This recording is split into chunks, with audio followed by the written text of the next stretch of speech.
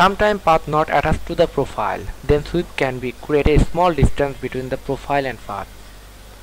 Select the sweep boss and select the profile. Now select the path.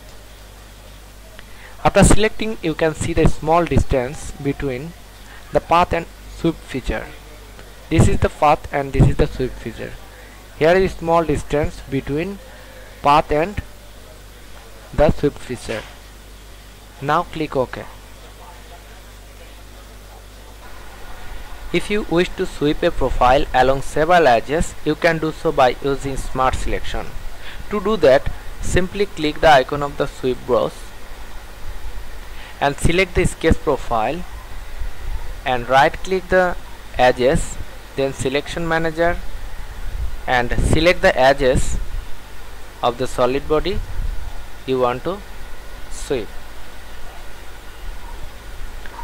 Now click OK to get sweep shape in orange color and click again to complete the process.